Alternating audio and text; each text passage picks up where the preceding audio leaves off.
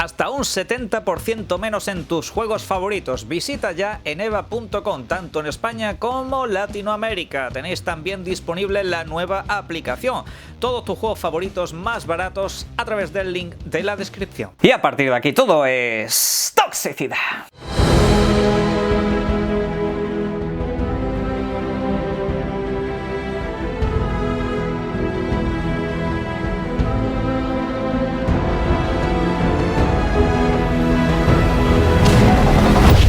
Buenas, y en el día de hoy vamos a dedicarle un pequeño vídeo a Phil Spencer, el cual durante los próximos días va a recibir un premio de la Academia de las Artes y las Ciencias Interactivas, los conocidos como los DICE Awards.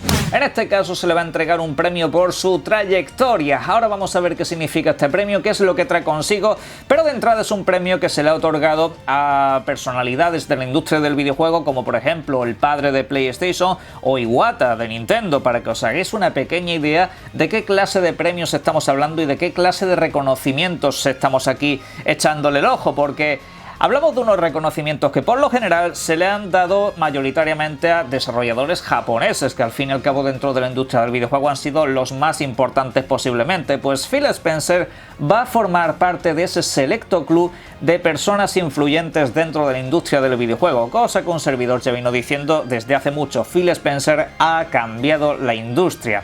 En este caso, como digo, hablamos del premio a la trayectoria. Alguno se preguntará, ¿qué es eso del premio a la trayectoria? Pues según el comunicado, es un honor reservado únicamente para individuos cuyos logros se han esparcido a través de múltiples disciplinas a lo largo de una carrera en la industria. Aquellos que lo reciben son típicamente individuos distinguidos por su liderazgo en negocios. Termina el comunicado diciendo que estas personas han provocado cambios significativos y positivos a través de la industria. Bueno, a mí me habían dicho que Phil Spencer no traía nada positivo, que traía 1000 años de oscuridad, que traía las tinieblas, que venían los demonios y que de hecho no sabía muy bien qué es lo que estaba haciendo, no entendía de liderazgo, le llamaban poco menos que loco en todo esto. Pues precisamente son unos premios dedicados al liderazgo, a reconocer lo que es un líder dentro de la industria del videojuego, a reconocer lo que es alguien que aporta algo positivo, algo que ayuda a crecer a la industria del videojuego, algo que hace fluir a los jugadores y decir quiero jugar a videojuegos. Pues eso es lo que se le está reconociendo con esta clase de premios, algo que moviliza la industria y ayuda a los usuarios, porque una cosa que más de uno sigue olvidando es que Phil Spencer ha sido uno de los mayores acreedores de lo que es el movimiento pro usuario que estamos viviendo a día de hoy en la plataforma de Xbox. Y en este caso, como digo, Phil Spencer va a ser reconocido por este estamento. Estos premios, como digo, están reservados para un selecto club de personalidades de la industria del videojuego y Phil Spencer se une a ellos. Vamos a repasar, de hecho, en este vídeo algunos de los puntos que han hecho grande a Phil Spencer, porque hay quien piensa, hay quien incluso afirma y asevera categóricamente que todo lo que ha hecho Phil Spencer no tiene ninguna clase de mérito, porque claro, Microsoft es el que él pone el capital, todo lo que es la parte económica, y Phil Spencer pues evidentemente lo tiene todo muchísimo más fácil que el del resto de creadores. Pues lo siento decir que eso no es así. Y es que lo primero de todo, hay que decir que tú puedes tener todo el dinero del mundo. Tú puedes tener toda la pasta existente, habida y por haber. No se trata de tener dinero. El hecho de tener dinero no hace que lo que tengas sea mejor que lo de los demás, no por nada, sino porque tienes que saber invertirlo, tienes que saber gastarlo, tienes que tener un punto de mira, tienes que tener un objetivo y un proyecto en este caso. Eso es lo que ha tenido Phil Spencer durante todo este tiempo, porque aquellos que dicen que Phil Spencer no tiene mérito porque Microsoft es quien pone tantísima pasta, pues hombre, ¿qué es lo que creéis que tenía Don Matrix o los antiguos dirigentes de Xbox? ¿Qué es lo que creéis que tenían los que estaban antes de Phil Spencer? Claro que tenían pasta, claro que tenían a Microsoft. ¿Y cómo les iba? De culo. Les iba fatal. Estaban a punto de hundir la empresa, estaban a punto de hundir la división de videojuegos para siempre y hacerla desaparecer. En este caso no se trata solo de tener dinero, eso no lo hace todo tan fácil. ¿Cuántos famosos habréis conocido a lo largo de vuestra vida o habréis sabido de ellos que durante muchísimo tiempo han estado forradísimos de pasta y a la primera que han tenido algo de libertad se lo han gastado todo y han acabado en la miseria? Ha pasado muchísimas veces, no es tan fácil manejar ese dinero, sobre todo en una industria tan volátil y cambiante como es la del videojuego. En este caso, como digo, lo principal que ha tenido Phil Spencer es un proyecto a largo plazo en el que no todo el mundo creyó desde un principio, porque de hecho dentro de las fuentes, dentro de lo que es Microsoft, había muchas dudas con Phil Spencer. De entrada, Phil Spencer ya llevaba una buena temporada trabajando en Microsoft, efectivamente. Lo que pasa que Phil Spencer ahí pues estaba un poco en una situación bastante complicada. De hecho, lo fácil para Phil Spencer habría sido plantarse y decir, efectivamente, cerramos la división o nos convertimos en una third party, pero no. Phil Spencer, de hecho, ahora que tanto se está hablando de monopolio, ahora que tanto se están diciendo esa clase de cosas de que Microsoft busca el monopolio dentro de la industria del videojuego, cuando la realidad, si nos atenemos a los hechos, no a conjeturas, ni a fanatismos, ni cosas por el estilo, es que Microsoft dentro de la industria del videojuego, con todos los estudios, incluyendo Activision Blizzard, que es un poco la guinda del pastel de lo que ha estado creando Phil Spencer durante tantísimo tiempo, representa una parte muy pequeña de la industria. Veis al lado grupos gigantescos, muchísimo más grandes que Microsoft dentro de la industria del videojuego. Simplemente que Phil Spencer ha sabido gestionar todo esto, ha sabido generar un atractivo bastante irrechazable. En este caso estamos hablando del Game Pass, que aunque alguno se lo piense, esto no fue tan sencillo como que Phil Spencer llegase a las oficinas de Microsoft y dijera, hostia, pues vamos a hacer un servicio de suscripción y vamos para adelante. No fue la cosa tan sencilla. Microsoft dudaba mucho del proyecto del Game Pass. Microsoft durante muchísimo tiempo del Game Pass no pensaba nada bueno. Entonces llegó Phil Spencer, sacó la anaconda y lo que tenéis en pantalla. Phil Spencer apostó por el Game Pass y la compañía decían que no aceptaba un no por respuesta, es decir, que no aceptaba un no por respuesta, o sea, Phil Spencer era una detrás de otra. Phil Spencer se empeñó en que Xbox no cayera. Pero no solo se empeñó en que no cayese, porque podía Phil Spencer coger y decir, pues vale, seguimos para adelante con lo que hay y ya está. Seguimos siendo un poco conservadores, mejoramos algunas políticas y todo eso. No. Phil Spencer quiso ir un paso más allá. Phil Spencer quiso buscar algo más. Ya en plan para avivarlo todo mucho más. No solo para mantenerlo, sino para mejorarlo, para hacerlo crecer a unos niveles exponenciales. Ahí es donde aparece la figura del Game Pass. Y en este caso, como digo, Phil Spencer no aceptaba un no por respuesta. De hecho, en las declaraciones que hacía pues uno de los ex miembros o veteranos de Xbox, Richard Irving, decía que en las reuniones el personal del señor Spencer presentaba argumentos de por qué Game Pass no funcionaría. Sí, el mismo personal de Phil Spencer, la gente que rodeaba a Phil Spencer, decían que no funcionaría. Los editores no participarían, no se comerían los beneficios y esa clase de cosas. Sí, señores, todo lo que dicen los heredaempresas a día de hoy es exactamente lo que le decían a Phil Spencer por entonces dentro de Microsoft. Resultado: a día de hoy le han comprado Activision Blizzard para que tenga videojuegos en el Game Pass.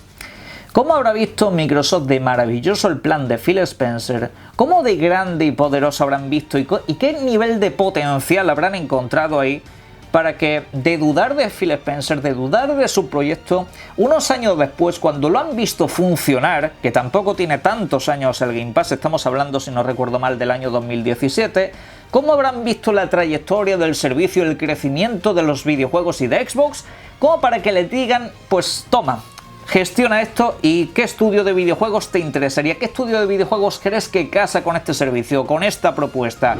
Nos encontramos primero, pues por supuesto, con pequeños estudios como Ninja Theory, como Playground Games y demás, que ahora por supuesto son muchísimo más grandes, han crecido dentro de Microsoft, y luego nos encontramos por casos como Insile, Obsidian, Bethesda y finalmente Activision Blizzard. Y en este caso, pues como digo, lo de Phil Spencer tuvo muchísimo mérito. En resumen, que le echó pelotas y a día de hoy todos están copiando sus pasos. Se enfrentó ni más ni menos que a sus jefes, a la mayor empresa tecnológica del mundo prácticamente, una de las mayores que ha habido jamás. Y Phil Spencer no lo tuvo fácil. El que piense que todo esto es sencillamente pedir dinero, lo siento, pero no, anda bastante equivocado. Y si tan fácil es decir, no, es que Phil Spencer no tuvo mérito porque sencillamente le tenía que pedir dinero a Microsoft, hombre, ¿Cómo creéis que han crecido empresas como Nintendo, como Sony? ¿Cómo creéis? ¿A base de abrazos? ¿Vosotros creéis que Sony llegó a Capcom, a Square Enix, a Namco para que le dieran esos videojuegos y les dijo, venga, nos tomamos una cervecita y tú me das el Tekken 3 y el Final Fantasy VII? No, Sony, no PlayStation, Sony puso pasta para que eso creciera. Evidentemente, si formas parte de una empresa matiz mucho más grande, de una gran tecnológica, lo era Sony en su momento y ahora lo es Microsoft, pues evidentemente que dentro de esos sectores acaban poniendo pasta desde muy arriba. Y eso evidentemente facilita las cosas, el tener dinero, pero no es tan sencillo porque fijaros que Nintendo tuvo todo el dinero del mundo y tuvo varios fracasos. Tuvo la GameCube, que no fue demasiado bien, y tuvo la Wii U, lo mismo que Sony, que tuvo la PS Vita con toda la pasta que tiene. No es tan sencillo manejar esa pasta de la que estamos hablando. Y sobre eso del golpe del talonario, del que hablan muchos, de comprar a base de soltar billetes y demás, pues lo que dije en vídeos anteriores, eso lo ha hecho Sony, eso lo ha hecho Nintendo, lo hace Take-Two, lo hace Tencent y lo hacen prácticamente todas las compañías. De hecho, la propia Activision Blizzard precisamente se ha formado a base de comprar estudios a golpe de talonario. Eso ha pasado siempre en la industria del videojuego, que nadie se llame a equivocaciones con esa clase de cosas, incluyendo las IPs que este aguarda. Pero algunos supongo que lo que querían era precisamente que Microsoft desapareciera. Algunos precisamente lo que querían era que salieran del mapa. Algunos de hecho, ¿sabéis qué es lo que querían realmente? El monopolio. Sí. Phil Spencer, Microsoft, malos malísimos, es que están generando un monopolio dentro de la industria del videojuego. ¿Sabéis de hecho que Phil Spencer es el que evitó que hubiera un monopolio dentro de la industria del videojuego? Porque cuando Phil Spencer entra en escena a salvar Xbox, básicamente evitó que PlayStation lo absorbiera todo.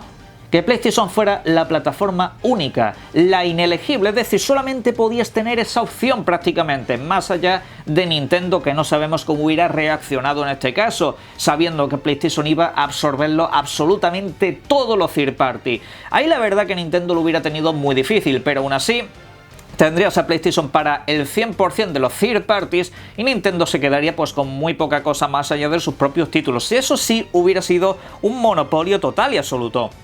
Eso es lo grande, una de las cosas grandes que hizo Phil Spencer fue evitar eso. Alguno dirá, pero tú dices que es mejor tenerlo todo en una plataforma. Sí, nosotros como usuarios nos gustaría no tener que comprar varias videoconsolas, pero ¿sabéis qué es lo que pasa cuando una sola empresa se queda con tanto potencial, se queda con prácticamente todo el público? ¿Sabéis qué es lo que pasa? 80 euros.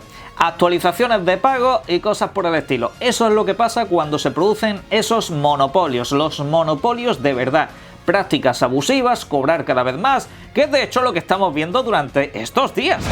Y Phil Spencer, pues como digo, acertó en ese movimiento, acertó de pleno. Acertó de pleno porque hizo que la industria pues tuviera una competencia a largo plazo. Evidentemente la Xbox One prácticamente no pudo competir con PlayStation 4, las malas políticas del principio la lastraron. Resucitó a mitad de generación gracias a Phil Spencer, resucitó a lo grande y ahora pues nos encontramos en una situación que Xbox nunca ha vivido, la mejor situación de su historia tanto a nivel económico como para sus propios usuarios, los cuales tienen que tener en cuenta una cosa de Phil Spencer. Y es que Phil Spencer podía haber seguido apostando por esto que estáis viendo en pantalla, por pagar exclusivas como la de Tomb Raider por 100 millones de euros, de dólares en este caso, perdón. Que como tal a nosotros, ¿qué es lo que nos aporta eso? Nada. Microsoft se gasta un auténtico dineral en tener un juego pues 6 meses, un año como exclusivo de su consola, ¿de acuerdo? Y luego ya sale en otras plataformas. A nosotros eso no nos aporta nada. A ellos evidentemente sí. Ganas un nicho de público, arrastras a otra comunidad a tener que ir sí o sí a tu plataforma si quieren continuar pues en este caso con Tomb Raider. Ahora, la visión de Phil Spencer cambió. Después de ese momento, Phil Spencer dijo, se acabó. De hecho, hizo un comunicado por Twitter, hizo un comunicado por todas partes y dice, este no va a ser nuestro plan. El tema de las exclusivas temporales y esto prácticamente se acabó. Empezó a apoyar a desarrolladores independientes, los cuales sí les ofrecen esas exclusivas por las ayudas económicas y demás. Pero, ¿cuál fue el plan de Phil Spencer a partir del caso de Tomb Raider? Pensar en sus propios usuarios. Evidentemente no por caridad, evidentemente Microsoft saca algo de todo esto, pero nosotros también. En este caso Phil Spencer apostó por un modelo en el que en vez de estar pagando millonadas estratosféricas por videojuegos concretos durante mucho tiempo, esos millones van dedicados pues a comprar o crear estudios de videojuegos, veas el caso de The Initiative, ¿de acuerdo?